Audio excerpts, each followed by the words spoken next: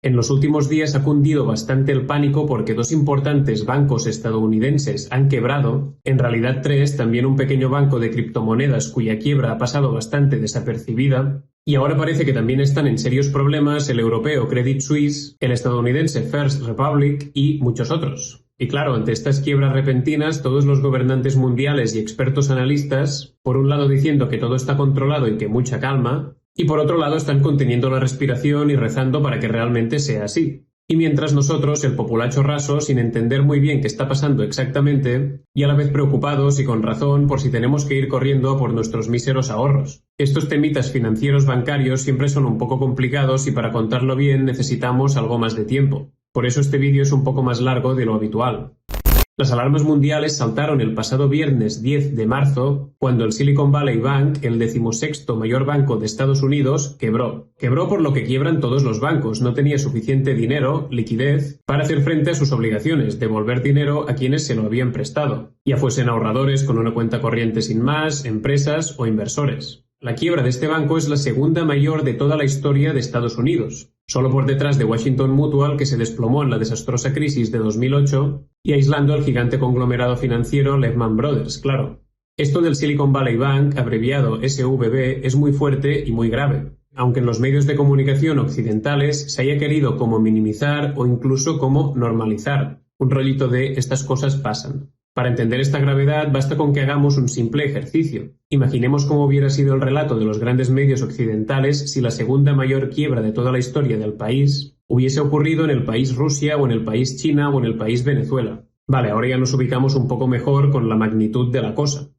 ¿Y por qué cayó el Silicon Valley Bank? Bueno, pues la explicación así como más oficial es que el SVB había recibido muchísimo dinero de inversores durante la pandemia. El Silicon Valley Bank es, o era mejor dicho, un banco obviamente de Silicon Valley que se dedicaba a prestar a empresas tecnológicas, techis punteras, startups, etc. Y resulta que en ese momento de pandemia en que solo podíamos relacionarnos con ordenadores, móviles y apps, evidentemente estas empresas de comunicaciones y tecnológicas estaban trending, y los inversores, como no, se volcaron ahí en busca de los jugosos beneficios que se olían.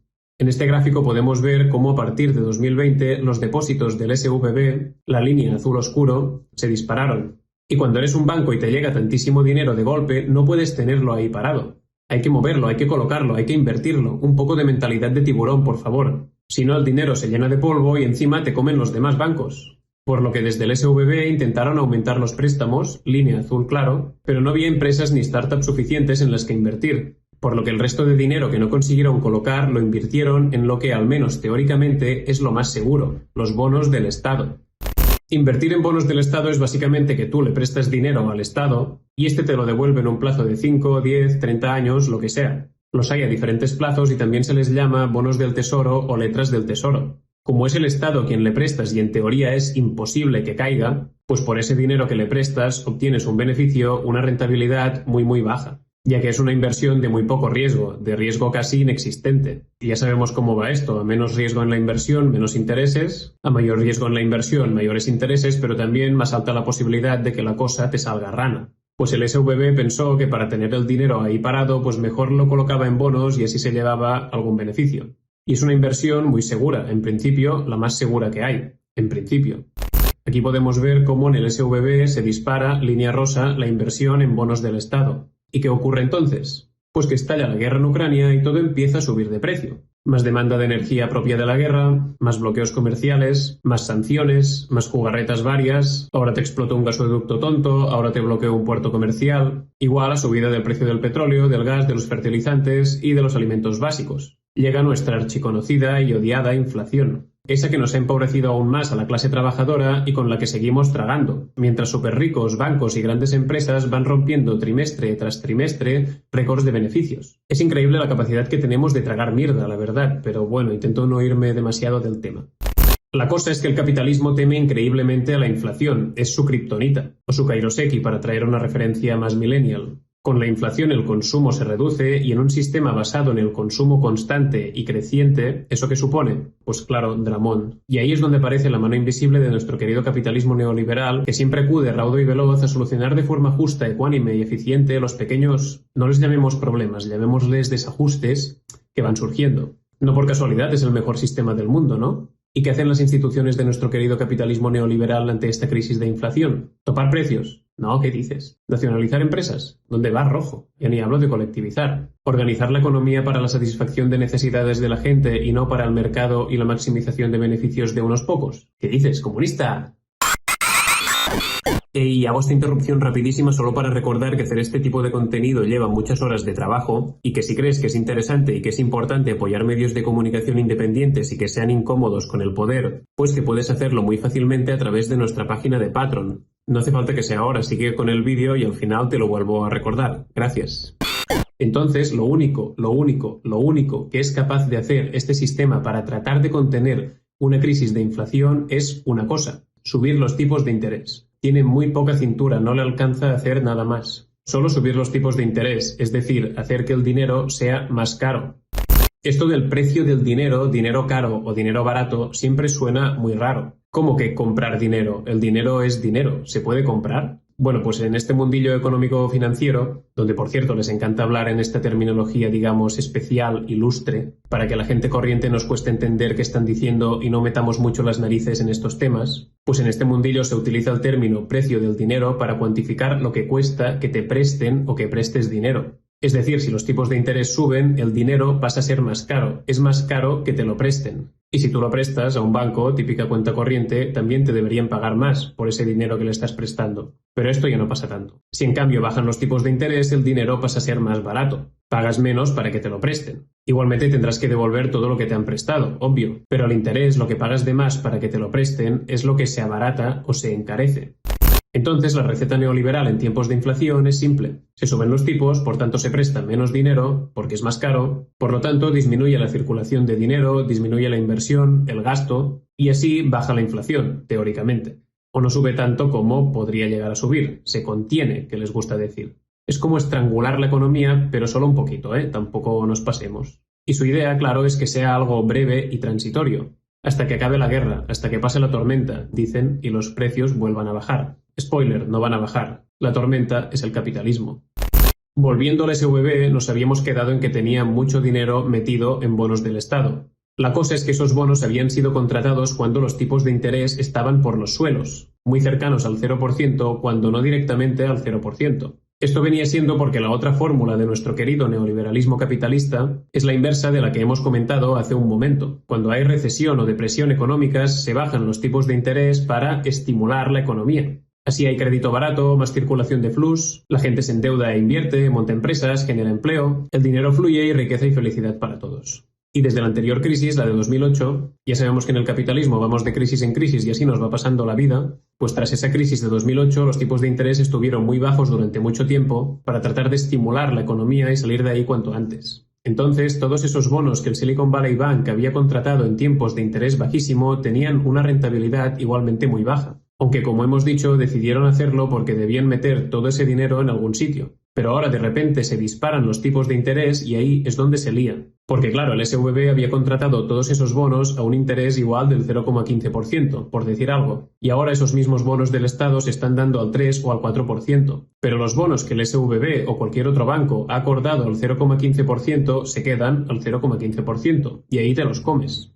Y resulta que de alguna forma esto, en los balances de cuentas de los bancos, se contabiliza como una pérdida. Esto es importante. Se contabiliza como pérdida porque tus bonos, en relación con los que se están ofertando ahora, han perdido valor, valen menos. En la jerga bancaria se llaman pérdidas no realizadas o no materializadas, pero ahí se contabilizan como tal. Pero por sí solo esto tampoco se lleva por delante un banco entero. Porque si el banco es solvente y tiene liquidez y no tiene problemas inmediatos, pueden esperar a que esos bonos lleguen a su plazo de años acordado, 2, 5, 10, 30, lo que sea, lo que en la jerga se llama madurar los bonos, maturity en inglés, y entonces de este modo se recuperaría el dinero con el pequeño interés acordado y todo bien. El problema es si por algún motivo tienes que tirar de esos bonos antes de tiempo, y eso es lo que le pasó al SVB. Tuvo que tirar de esos bonos porque empezó a sufrir una fuga de depósitos, una sangrante fuga de líquido. ¿Y por qué le pasó esto? Ahí es donde la explicación aún se complica un pelín más. De entrada, si suben los tipos de interés, los bancos deben pagar más a los depositantes por el dinero que estos tienen guardado ahí. Si no, algunos o muchos se van a quien les ofrezca mayor interés. Es el mercado, amigo.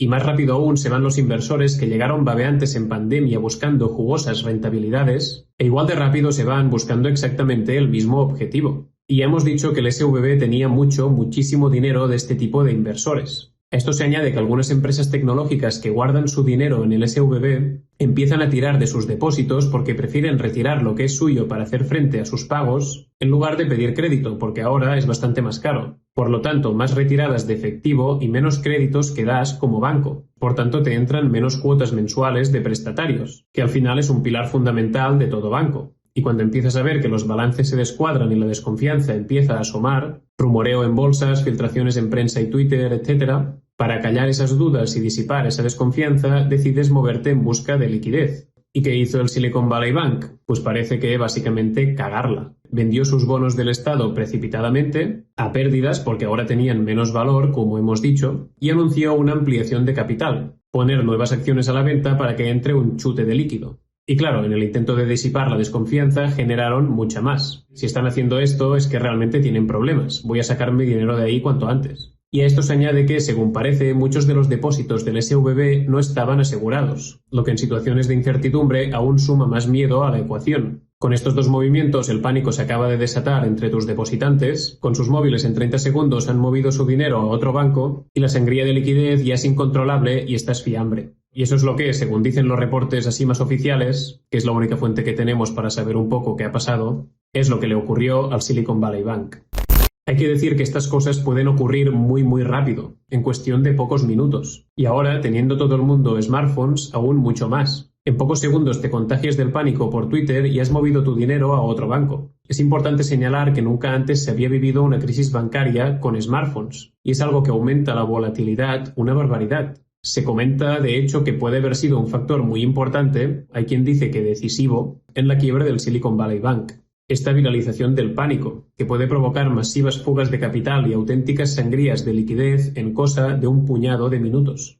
En estos procesos o situaciones también se dan las llamadas profecías autocumplidas. Es decir, que acabe pasando lo que alguien ha dicho que va a pasar, no porque realmente eso fuera a pasar, sino porque alguien ha dicho que va a pasar. Me explico, un banco está más o menos bien, pero de repente se expande el rumor de que tiene problemas de liquidez. Y si ese rumor se cree y se extiende lo suficiente como para que la gente empiece a retirar de ahí su dinero, realmente ese banco va a tener problemas de liquidez. Igual en un principio no los tenía, pero el hecho de que alguien lo haya dicho y la idea se haya extendido, ha hecho que efectivamente se convierta en real. Profecías autocumplidas del neoliberalismo especulativo salvaje. Por eso los bancos cuidan tanto sus palabras en todo momento y muy especialmente en estos momentos de incertidumbre, ya que a la mínima todo el mundo empieza a correr.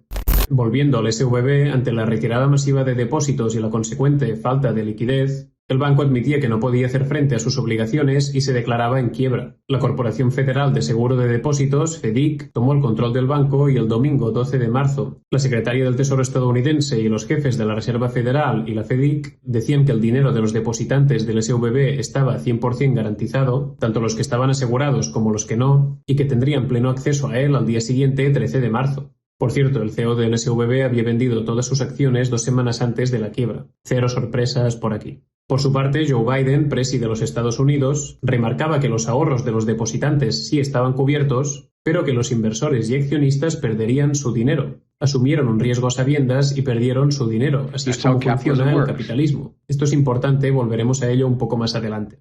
¿Cómo son los bancos? Aparte de usureros y sin escrúpulos, son muy opacos. Intentan transmitir siempre esta imagen, esta sensación y esta aura de seguridad, de confianza, de solidez. ¿Por qué esto es importante?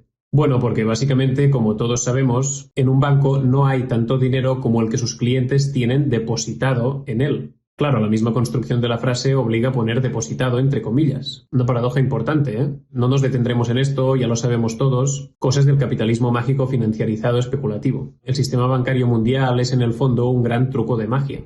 Y el truco solo funciona si la gente nos lo creemos a tope. Si esa confianza deja de ser general, ups. Por lo que es muy importante que un banco siempre transmita esa sensación de que es seguro, de que es fiable, de que sus inversiones van bien, etc. No hay de qué preocuparse, su dinero está a salvo con nosotros, no lo toque. Pero claro, en el fondo todo el mundo sabe que es un gran pufo. Por eso, a la mínima que hay incertidumbre y rumores de que las cosas no van del todo bien, pues peligro. Nadie quiere ser el tonto, nadie quiere ser el que vaya a sacar lo suyo y la caja esté seca. Evidentemente hay mecanismos de los bancos y de los organismos públicos para calmar esos ataques de pánico, que son exactamente los que están intentando aplicar ahora con éxito un poco relativo. Mecanismos como ampliaciones de capital, créditos urgentes en condiciones muy favorables, llamados institucionales a la calma, inyecciones de liquidez y cobertura de papá Estado. De hecho, este último es el mecanismo que, sorpresa, mejor funciona con diferencia. Que venga papá Estado al rescate. Que dé un crédito infinito en condiciones privilegiadas que solo un banco puede obtener y que si no puede devolver no pasará nada porque le darán otro crédito, y que el Estado venga a decir que todo está bien y garantizado. Vaya con los capitalistas, siempre ahí rajando de papá Estado, y cuando se ven en problemas a la mínima lo reclaman con un histérico pataleo. Si al final resultará que papá Estado está para salvaguardar los privilegios de los capitalistas, ya verás tú. Ante la quiebra del Silicon Valley Bank, la pregunta que se hace todo el mundo es clara. ¿Es un caso aislado? ¿Otros bancos van a caer? ¿Volvemos a 2008? ¿Y a esto qué responden los directivos de los demás bancos, periodistas financieros y expertos analistas? Pues evidentemente la gran mayoría salieron en tropel a decir que obvio que no volvíamos a 2008, que los bancos eran robustos, las regulaciones firmes, que no habría contagio y que lo del SVB había sido cosa de una serie de particularidades muy exclusivas y muy concretas que solo se daban en ese banco. Es una cuestión muy aislada que tiene que ver con bancos con una exposición a un negocio con determinadas características, decían desde Banca Marc, patrocinadores por cierto del golpe de Estado franquista en este país. No estaba preparado para las retiradas de depósitos, no tenía liquidez a mano para cubrir los reembolsos de depósitos y en consecuencia era un vendedor forzado de bonos que impulsó una ampliación de capital y creó el contagio. Es un caso muy aislado. Este era de modo bastante general el discurso del establishment bancario. Pero ¿qué pasa? Que solo unos días antes había quebrado otro banco, el Silvergate Bank, el día 8 de marzo, y solo 2 días después quebraba un tercero, el Signature Bank, el día 12 de marzo. Muy brevemente sobre estos dos bancos.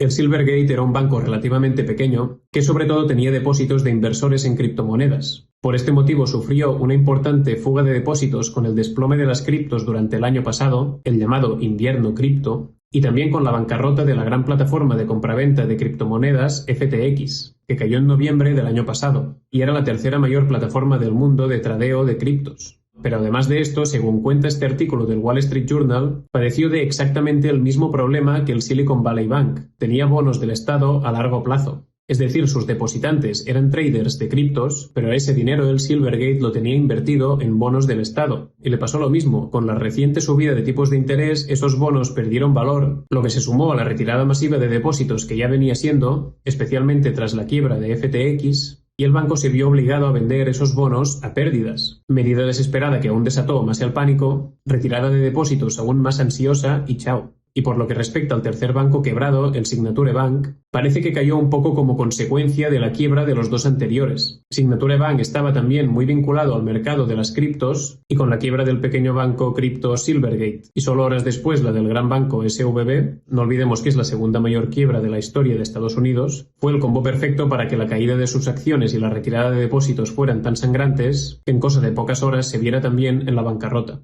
Con 3 caídas en menos de una semana, el relato de "es un caso aislado" se tambalea bastante. Está clarísimo que entre los círculos de accionistas, fondos de inversión, bancos, Reserva Federal y gobiernos saben mucho más de lo que están haciendo público. Y sea un caso aislado o no, siempre nos van a decir que es un caso aislado, obviamente. Imaginad las consecuencias de decir algo que no sea esto.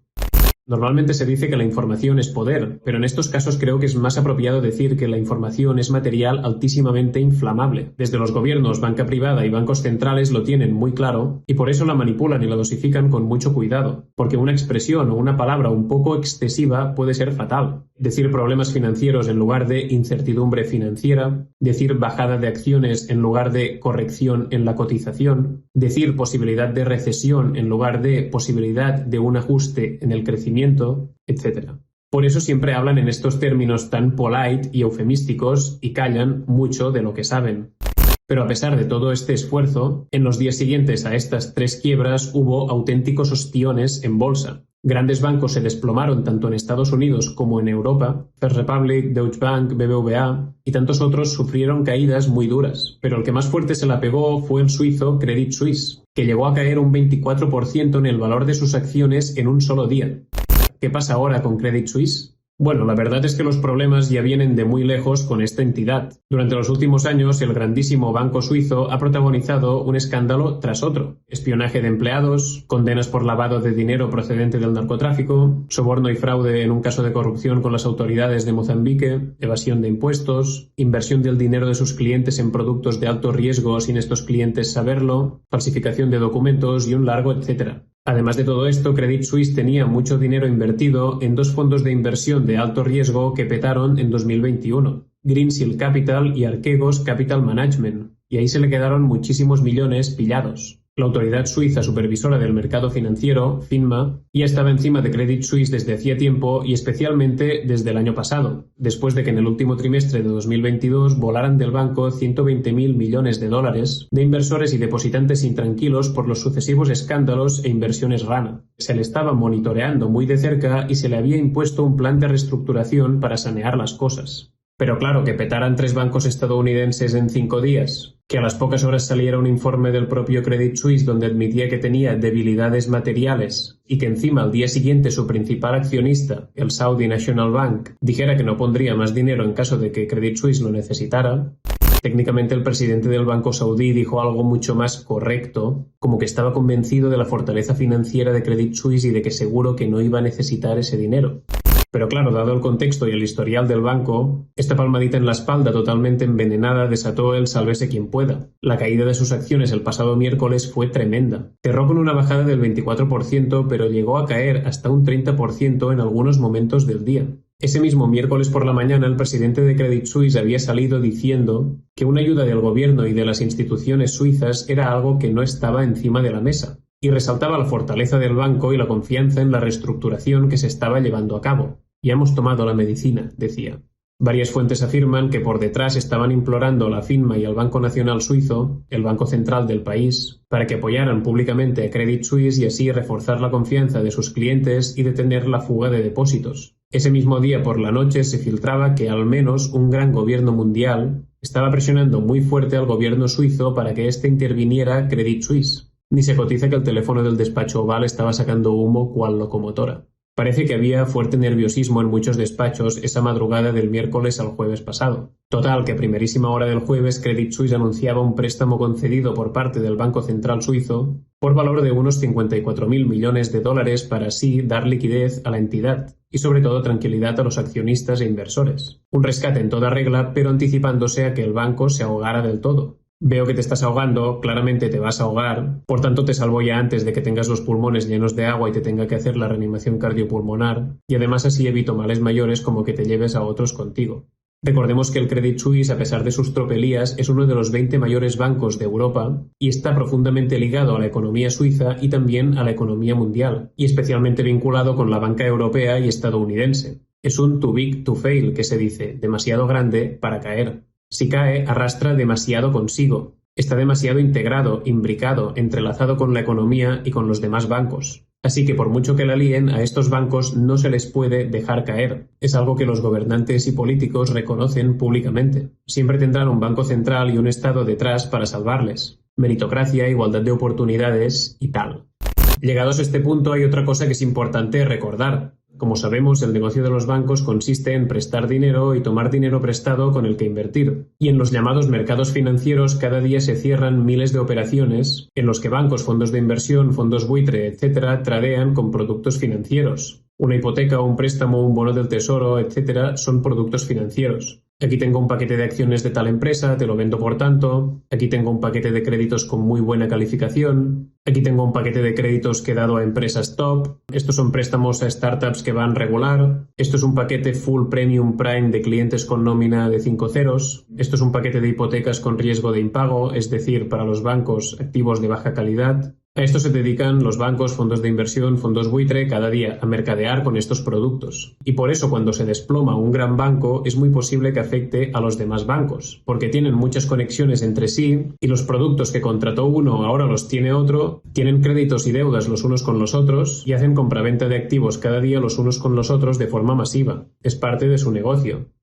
Volviendo al Credit Suisse, sus acciones repuntaron un poco después de ese rescate encubierto, pero la incertidumbre, el miedo y el enturbiamiento de todo el mundillo financiero no se ha disipado para nada. El recuerdo, mejor dicho, el trauma, del 2008 está muy presente aún en las mentes de todos, pero muy especialmente en las de los grandes bancos, brokers, CEOs y fondos de inversión. Y claro, todo el mundo se pregunta si los problemas del Silicon Valley Bank, el Signature Bank y el Credit Suisse acechan también al resto del sistema bancario, que está increíblemente interconectado y es muy dependiente entre sí. Con 3 quiebras en una semana y el rescate sobre la bocina de un gigante bancario europeo, la narrativa de los casos aislados hace cada vez más aguas. Más aún si nos fijamos en la extrema rapidez con la que han actuado los reguladores financieros y gobiernos a ambos lados del Atlántico. Y recuperamos lo que había dicho Biden de que solo se garantizaba el dinero de los depositantes y que los inversores y accionistas perderían su dinero porque así funciona el capitalismo. Muy bonito y muy acorde con la narrativa capitalista de si tú ganas es solo tuyo y si tú pierdes es solo tuyo.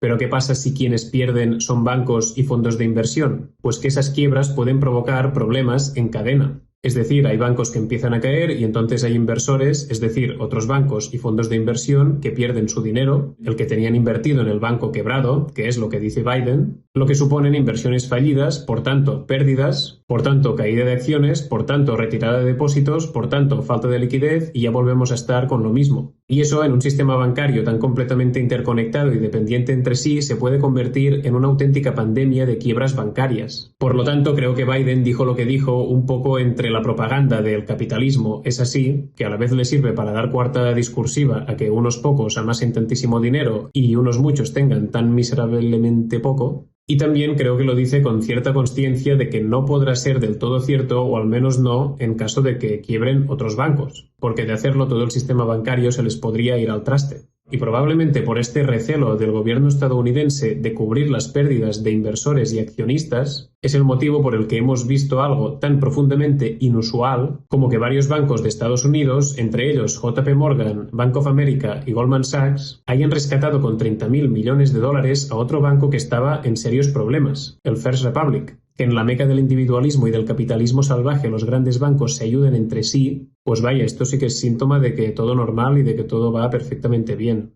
Ah, y justo a principios de esta semana ha salido la noticia de que el gobierno suizo ha forzado la adquisición de Credit Suisse por parte de otro gigante bancario suizo, UBS, ya que ni el millonario rescate en forma de crédito había conseguido apaciguar la caída de acciones y la fuga de depósitos. Y para terminar, ahí van algunas conclusiones sobre lo que hemos estado viendo a lo largo de estos días.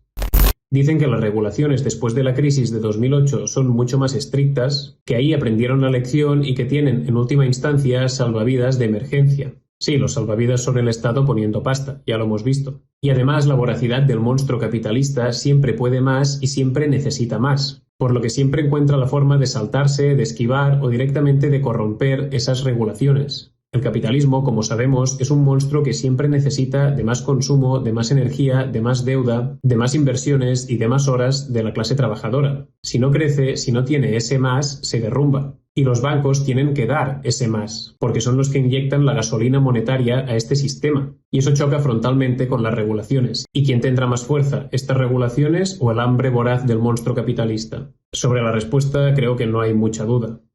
En realidad es bastante preocupante que las quiebras de los bancos estadounidenses hayan venido causadas en buena medida por el producto financiero que teóricamente es el más seguro de todos, los bonos del Estado. La crisis de 2008, como sabemos, fue causada por productos financieros de alto riesgo, las famosas hipotecas subprime, que los bancos habían colocado y comprado como churros. En el momento que se descubre el pufo y además se sabe que todos los bancos tienen montañas de esos activos, pues dramón y reacción en cadena. Pero hoy leemos que buena parte del problema son bonos del Estado, que en principio son uno de los productos más seguros de todo el mundillo financiero, si no el que más. No es muy buena señal, la verdad.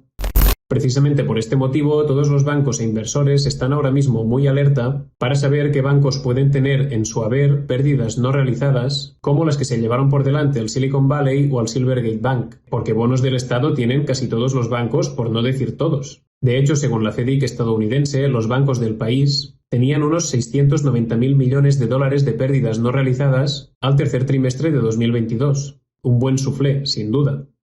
Es posible que en los últimos días hayas recibido una oferta super friendly de tu banco ofreciéndote una cuenta de ahorro con algo más de interés del que te estaban ofreciendo hasta ahora. Parece que algunos bancos han empezado a espabilarse con el interés que dan a sus depositantes, ya que han visto que si no ajustan su remuneración al actual precio del dinero, estos depositantes se les pueden ir y tener problemas de liquidez. Problemas tan serios que pueden acabar por llevarse por delante a un banco, como ha ocurrido. Parece una decisión inteligente por su parte, pero a la vez esto les aumenta el coste de mantener estos depósitos. Un coste que hasta ahora les era bajísimo porque los intereses estaban muy cercanos al 0%. Por lo que igual en este intento de mantener depósitos van aún más apretados por este mismo motivo. Pero bueno, siempre pueden recortar los sueldazos de sus directivos. Sí, se ve que seguramente van a hacer esto.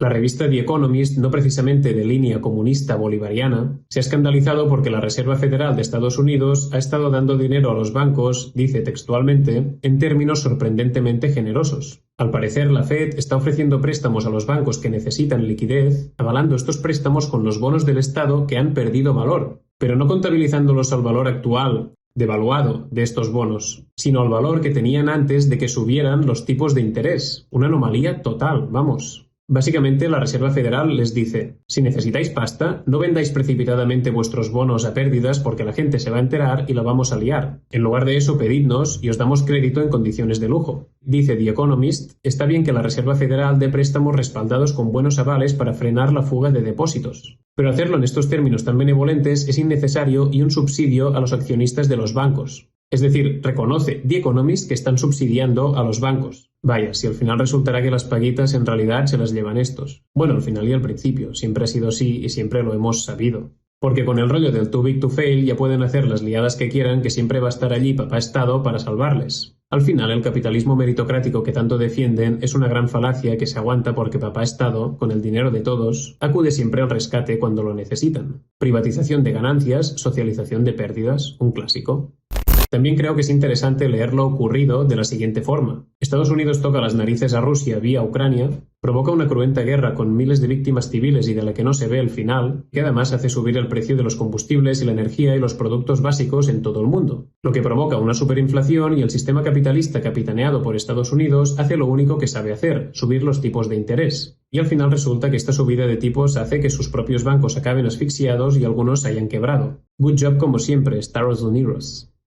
A pesar de que los bancos están viendo en estos serios problemas, los bancos centrales siguen subiendo los tipos de interés. La semana pasada el Banco Central Europeo los volvía a subir porque, como ya han dejado claro, no saben hacer otra cosa para contener la rampante inflación. Y esto a pesar de que han reconocido que estas medidas pueden cargarse empleos y están viendo que ponen serios apuros a todo el sistema bancario. Huida hacia adelante total. También quiero compartir una pregunta que me ha venido a la cabeza haciendo este vídeo. Si ha ocurrido esta devaluación con los bonos del Estado, ¿no puede estar pasando lo mismo con las hipotecas? Es decir, en los últimos años también se han estado concediendo montañas de hipotecas con un interés bajísimo, que es el que había, pero ahora ese interés ha subido muchísimo y por la misma razón que con los bonos, las hipotecas a ese interés tan bajo también deberían haber caído de valor, ¿no? En comparación con las nuevas que se están dando. Casi no he visto a nadie hablar de esto, y una de las pocas referencias a esto que he encontrado es en un artículo del Wall Street Journal, donde en una línea dice que los bonos del Tesoro y los bonos hipotecarios se desplomaron. Se refiere a los bonos respaldados por hipotecas, en inglés Mortgage Backed Securities, MBS. Estos bonos son un producto financiero, otro más con el que los bancos mercadean a diario, que básicamente es un paquete de hipotecas dadas a personas o familias corrientes que se juntan y eso asegura unos pagos regulares al poseedor de ese paquete de hipotecas, ese bono, que el poseedor puede ser un banco o un fondo de inversión. Entonces, del mismo modo que los bonos del Tesoro han caído de valor, las hipotecas que hubieran sido dadas a ese interés tan bajo también deberían haber perdido valor, ¿no? Imagino que las hipotecas que estaban dadas a tipo fijo también deben estar computando como pérdidas no realizadas en comparación con las de tipo fijo que se dan ahora, y las que se dieron a tipo variable se actualizan, ok,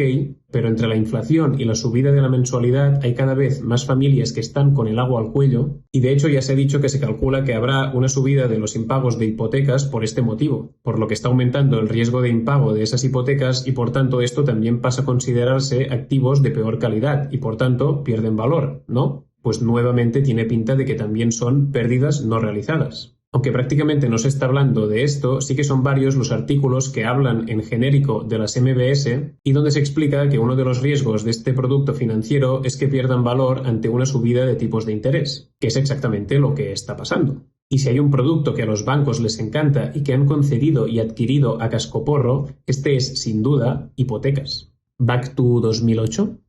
Y ya empieza a aparecer esa retórica siempre sutil, siempre comedida, pero también siempre presente, como de que hay que empezar a empatizar con los bancos. que sin la función social que hacen no se podrían emprender negocios, de repente los medios te cuentan la entrañable historia de esa persona que pudo emprender con un crédito de tal banco, que son fundamentales para la economía, que es por el bien de todos, y tal. Supongo que es el paso previo decir directamente que es culpa nuestra y que hemos vivido por encima de nuestras posibilidades o alguna patraña del estilo. Recordemos ahora más que nunca que los bancos no tienen ningún problema en tener estudiantes endeudados hasta el cuello y estrangularles durante su vida laboral, que tampoco tienen ningún problema en mantener miles de viviendas vacías mientras muchísimas personas viven y duermen en la calle cada día, que tampoco tienen ningún problema en mandarte la policía armada hasta los dientes para desahuciarte si tu pequeña operación bancaria por la supervivencia, tu hipoteca, no te ha salido bien, que no tienen ningún problema en extraerte hasta la última gota de dinero y de paciencia en comisiones, en ningunearte y en engañarte si hace falta. Y a nuestros mayores, además de engañarlos y aprovecharse de ellos, los tratan fatal. Todo eso mientras amasan a nuestra costa y a costa de nuestro trabajo cada año y cada trimestre mayores y mayores beneficios. Y esos mismos bancos ahora empiezan a hacer carita de pena al ver que igual necesitan, una vez más, ayuda pública, ayuda de todos. Es otra de las trampas del sistema capitalista, que estamos obligados a tratar con bancos para poder vivir y encima estamos apresados a ellos. Si ellos caen, nosotros también. O eso nos dicen todo el rato. Y finalmente, sobre la apremiante y legítima pregunta de si nuestro dinero está a salvo en caso de un colapso bancario, pues la respuesta es que sí, que hay un fondo de garantía de depósitos que te cubre hasta 100.000 euros en cada una de las cuentas que tengas. No sé si alguien tiene tantísimo dinero hoy en día, pero bueno. Pero a la vez es importante decir que el colapso sistémico que puede provocar una caída en cadena de los grandes bancos es tan descomunal y de un alcance tan y tan incalculable, y a la vez tenemos la absoluta certeza de que algún día va a ocurrir porque, como bien sabemos, el capitalismo es un gigante enorme con los pies de barro, así que lo mejor siempre será trazar redes de apoyo y de colaboración mutua entre nosotros y desde abajo, con nuestras vecinas, amigues y compas de trabajo, porque el mejor fondo de garantía siempre es y siempre será estar organizados. Un petó.